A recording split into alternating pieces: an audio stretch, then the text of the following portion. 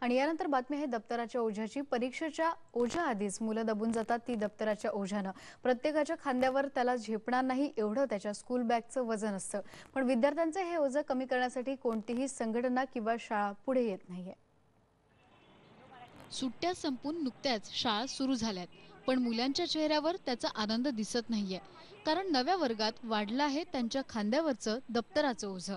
खूप सारे बुक्स आहेत, इतकी भारी बॅग आहे यावेळेस की चालणं खूप मुश्किल आहे। माझ्यावर मोठी माझी बॅग वाटते, म्हणून इतके लोक चिडतात आणि वरून पाठ खूप दुखते, कारण खूप भीड असते बसतात, आम्हाला उभं राहायसाठी पण जागा नाही असते। नागपुरात जवळपास 3000 शाळा आहेत, पण यापैकी कोणत्याही शाळेत दप्तर ठेवण्याची वेगळी सोय नाही।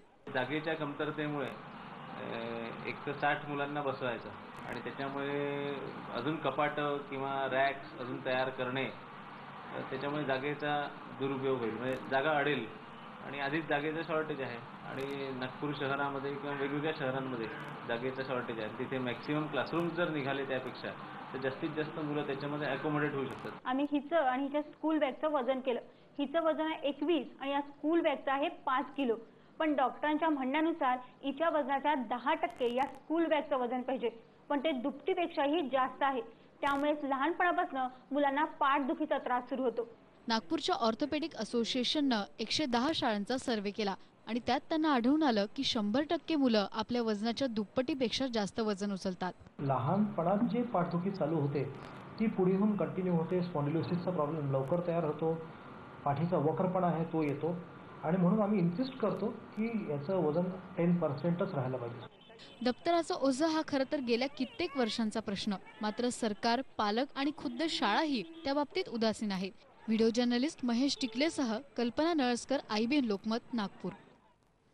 एकीकडे दप्तरांच्या ओझ्याचा प्रश्न असताना दुसरीकडे मात्र पुण्याची एक शाळा त्याला अपवाद ठरली आहे। मिलेनियम हायस्कूल ही शाळा चक्क बिन दप्तराची शाळा झाली आहे।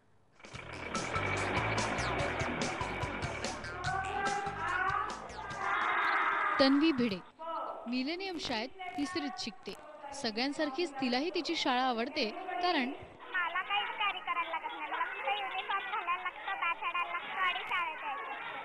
पण मग जेव्हा मी स्टडी करते तेव्हा मला थोडंसं भीती वाटते, पण नंतर मग जेव्हा हळूहळू व्हायला लागतं तेव्हा मजा यायला लागते। शाळा आहे आणि दप्तर नाही हे ऐकून आश्चर्य वाटेल, पण मिलेनियम शाळेत मुलांना दप्तरही आणावी लागत नाहीत आणि डबाही।